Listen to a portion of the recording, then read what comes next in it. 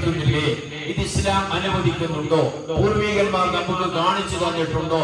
സ്വന്തം ശരീരത്തെ മുറിവേൽപ്പിക്കുകയും മറ്റും ചെയ്യുന്നത് മറ്റു മതങ്ങൾക്കിടയിൽ ഇസ്ലാമിന്റെ ഇസ്സത്ത് കളയുകയല്ലേ ചെയ്യുന്നൊക്കെ പറഞ്ഞിട്ട് ഇസ്ലാമിന്റെ നമ്മൾ അടിസ്ഥാനപരമായിട്ട് മനസ്സിലാക്കേണ്ടത് മുഅ്മിനീങ്ങളെ, ഇസ്ലാമിന്റെ അല്ലാഹുവിന്റെ ദീനാണ്. ഇന്ന ദീന ഇൻദല്ലാഹിൽ ഇസ്ലാം.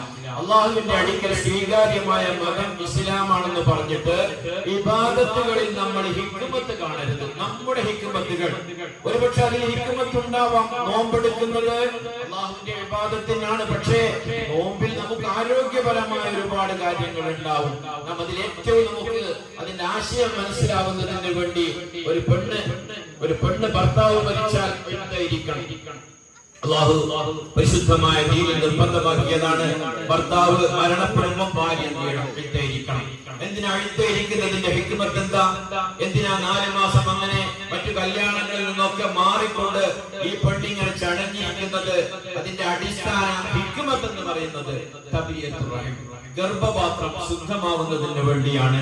അഥവാ ഈ മരണപ്പെട്ട ഭർത്താവിന്റെ ബീജം ഈ പെണ്ണിന്റെ അണ്ടവുമായി ചേർന്നിട്ടുണ്ടോ, അഥവാ കുട്ടികളോ മറ്റോ ഉണ്ടാവുന്നുണ്ടോ? കാരണം ഈ പെണ്ണിന്റെ ഭർത്താവ് മരിച്ചവരിന് മറ്റൊരു ഭർത്താവുമായി കല്യാണം കഴിയുകയാണെങ്കിൽ പിറക്കുന്ന കുട്ടിയെ കുറിച്ച് സംശയങ്ങൾ ഉണ്ടാവും.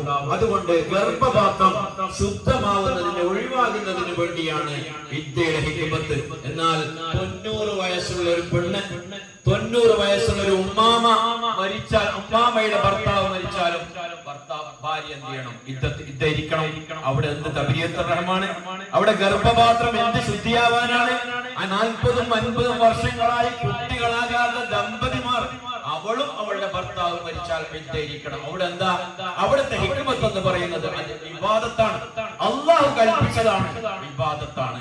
അപ്പൊ പല കാര്യങ്ങളും ദീനിന്റെ വിഷയങ്ങളിൽ നമ്മുടെ മനസ്സിന് തോന്നുന്ന ഹിക്മത്തുകൾ അനുസരിച്ച് മാത്രം ദീനിന്റെ ആചാരങ്ങളെ നാം വ്യാഖ്യാനിക്കരുത്.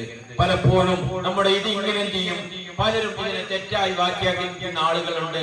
അത് പറ്റുമോ? ഞാൻ പോകാറില്ല ഉസ്താദേ, എനിക്കത് പറ്റും. എന്തിനാ സ്വന്തം ശരീരം മുറിക്കുന്നത്, കുത്തുന്നത്, അങ്ങോട്ടും ഇങ്ങോട്ടും വാഴെടുത്ത്? ഇപ്പോൾ പണ്ട് കാലങ്ങളിൽ ഇങ്ങനെയുള്ള മജ്‌ലിസിലേക്ക് സിംഹങ്ങൾ, പുലികളും സിംഹങ്ങളൊക്കെ വന്ന് അതിന്റെ മുകളിൽ കയറി യാത്ര ചെയ്യുമത്രേ.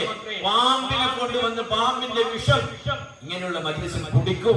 ഒന്നും സംഭവിച്ചിട്ടില്ല. നമുക്ക് എന്തുകൊണ്ടാണ് ഇതിനെ അംഗീകരിക്കാൻ പറ്റാത്തത്? നമ്മുടെ സർക്കസുകൾ കാണുന്നില്ലേ? ഒളിമ്പിക്സിലൊക്കെ ബോക്സിംഗ് മത്സരങ്ങളില്ലേ? നമ്മുടെ സഹോദരൻ ബോക്സിംഗ് ഫസ്റ്റ് നേടി വന്നു. സത്യത്തിൽ എന്താ അത് അംഗീകരിക്കാൻ പറ്റുമോ? ഒരാൾ പരസ്യമായിട്ട് ചെയ്തിട്ട് മറ്റൊരുത്തരെ കുത്താൻ വേണ്ടി പോകുന്നില്ലേ? എന്തൊക്കെയാ നടക്കുന്നത് സർക്കസിൽ അല്ലേ? വലിയ തൂണിന്റെ മുകളിൽ ചെറിയ പിഞ്ചു കുഞ്ഞിനിങ്ങനെ കിടത്തിയിട്ട് നടക്കുകയാണ്. സത്യത്തിൽ പറ്റുമോ? ഇല്ല. ഇസ്ലാമിന്റെ ആചാരം എന്ന് പറയുന്നത് സ്വന്തം ശരീരത്തെ മുറിവേൽപ്പിക്കൽ, അല്ലെ സ്വന്തം ശരീരത്തെ മർദ്ദിക്കൽ, കല്ല് തിന്നൽ, മണ്ണ് തിന്നൽ, വിഷം കഴിക്കൽ ഒക്കെ ഹറാമാണ്. എപ്പോൾ അത് അവന്റെ ശരീരത്തെ ബാധിക്കും എന്ന് അവന് ഉറപ്പുണ്ടെങ്കിൽ, അതായത് ഈ വിഷം കുടിച്ചാൽ നീ മരിച്ചു പോകുമെന്ന് ഉറപ്പുണ്ടെങ്കിൽ നീ കുടിക്കരുത്. നീ കല്ല് തിന്നു, വല്ലതും സംഭവിക്കുമെന്നുണ്ടെങ്കിൽ നീ കല്ല് തിന്നരുത്. നീ മണ്ണ് തിന്നു, വല്ലതും സംഭവിക്കുമെന്ന് തോന്നിയാൽ നീ പിന്നെ മണ്ണ് തിന്നരുത്.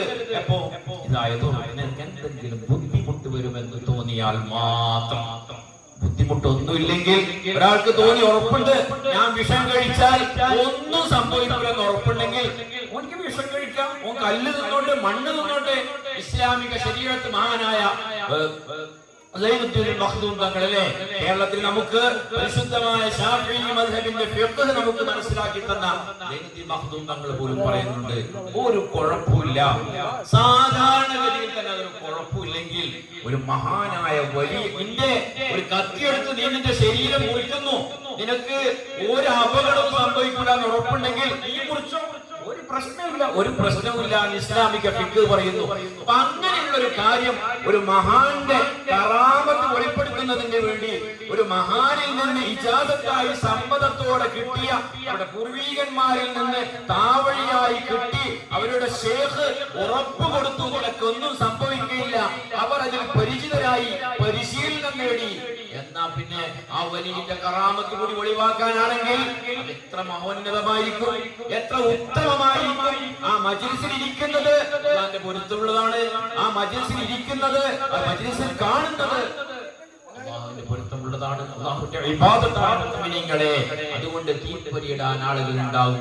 സുന്നത്ത് ജമാഅത്തിന്റെ പുന്നാര നിബിധങ്ങളും നമ്മുടെ മുൻഗാമികളായ ഔലിയാക്കന്മാരൊക്കെ നമുക്ക് കാണിച്ചു തന്ന വഴിയിൽ നിന്ന് നമ്മെ അകറ്റുന്നതിന് വേണ്ടി പിശാചിന്റെ സന്തതികൾ നമ്മുടെ ചുറ്റുപാടും ഉണ്ടാവും.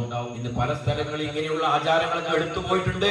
പുതിയ പുതിയ ഫാഷൻ സർക്കസിൽ ആളുകൾ അടികൂടുന്നതിന് കുഴപ്പമില്ല, ഒറ്റക്കാലിൽ ആളെ കൊണ്ട് നടക്കുന്നതിന് കുഴപ്പമില്ല, വലിയ ജിംനാസ്റ്റിക്കുകൾ എന്തൊക്കെ മത്സരങ്ങൾ നടക്കുന്നു, ഒരു പ്രശ്നമില്ല. ഇവിടെ വന്നിട്ട് അള്ളാന്റെ വലിയ കറാമത്ത് ഒഴിവാക്കുന്നതിലൂടെ ഒരാളെടുത്ത് കിട്ടുമ്പോൾ പറ്റോ, ചോര തെറിക്കുന്നല്ലോ, ചോര തെറിക്കുന്നു, കൈ മുറിക്കുന്നു, പറ്റോ ഉസ്താദേ? പറ്റും, അത് പറ്റും. മാത്രമല്ല കാണല് കൂലിയുള്ള കാര്യം കൂടിയാണ്.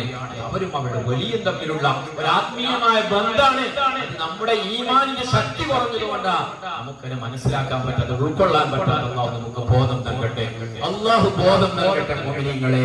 പല സ്ഥലങ്ങളിലേക്ക് എടുത്തിങ്ങനെ പോവാണ്. ഇത് ഔട്ട് ഓഫ് ഫാഷൻ ആണ്, ഔട്ട് ഓഫ് ഫാഷൻ. ഇപ്പൊ ചില ആളുകൾ ഇത് ചില ഈ മജ്ലിസിലുള്ള ചില ആളുകൾ ഇതൊരു ഇബാദത്താണ്, ദുആ ഹിജാബത്ത് കിട്ടണം എന്ന് കരുതി വന്നവരുണ്ട്. ചില ആളുകൾ കുത്തുന്നൊന്ന് കാണണം, അവന്റെ കയ്യിൽ നിന്ന് മുറിവെന്ന് കാണണം, ഇതങ്ങനെ ഒന്ന് കൂടാണ്ടിരിക്കണം എന്ന നീയത്തിൽ പോലും വന്നവരുണ്ട്. കാഴ്ചക്കാരായിട്ട് സർക്കസ് കാണാൻ വരുന്നത് പോലെ അങ്ങനെയുള്ള നീയത്തുള്ളവരൊന്നും കൂടി ഇരുന്നിട്ട് ഒരു ഫലവുമില്ല. അല്ലാഹുവിന്റെ ഇബാദത്താണെന്ന് കരുതണം, ഔലിയാക്കന്മാരുടെ പൊരുത്തമുള്ള മജ്ലിസാണെന്ന് കരുതണം. അല്ലാഹു നമുക്ക് ആ ബോധം നൽകട്ടെ. എപ്പോഴും നമ്മുടെ നാടിൽ ഇങ്ങനെയുള്ള ഇസ്ലാമിന്റെ ആ വലിയ അടയാളങ്ങൾ അല്ലാഹു എക്കാലവും നിലനിർത്തുമാറാകട്ടെ എന്ന് മാത്രം പറഞ്ഞുകൊണ്ട് സമയമില്ലാത്തതുകൊണ്ട് അവസാനിപ്പിക്കുന്നു. അതിനിടയിൽ കാര്യം കൂടി ഉണർത്തുന്നു. അൽഹംദുലില്ലാഹ് നമ്മുടെ നാട്ടിൽ ഒരു സംവിധാനം ഉണ്ടാക്കുന്നതിന് വേണ്ടി ഒരുപാട് ദിവസങ്ങളോളം ഇതിന്റെ ആളുകൾ ഓരോ വീട്ടിലും ഇങ്ങനെ ചാക്ക് കൊടുത്ത് അരിയും മറ്റും സംഭരിക്കുന്ന തേങ്ങയൊക്കെ സംഭരിക്കുന്നതിന് വേണ്ടിയിട്ട് ദിവസങ്ങളോളം നടന്നിട്ടുണ്ട്. അവരതിനിടയിൽ നമ്മുടെ നാട്ടിൽ രോഗികളായി അവശത അനുഭവിക്കുന്ന ഒരുപാട് ആളുകൾ, ചില ആളുകളെ തെരഞ്ഞെടുത്ത് അവർക്ക് സഹായം. എത്ര നല്ല മാതൃകയാണ്. അവരെ നേരിട്ട് സ്റ്റേജിൽ വന്നിട്ട് മറ്റുള്ളവരുടെ മുന്നിൽ അവരുടെ ഇസ്സത്ത് നശിപ്പിക്കുന്നതിന് പകരം അവരെന്ത് ചെയ്തു? അവര് ചില ആളുകളെ തെരഞ്ഞെടുത്ത് കമ്മിറ്റിയെ KTICന്റെ ഭാരവാഹികൾ അവരെ ഏൽപ്പിക്കുകയാണ് ചെയ്തത്. അതുകൊണ്ട് എല്ലാവരും അവരുടെ കൂടെ നിൽക്കണം.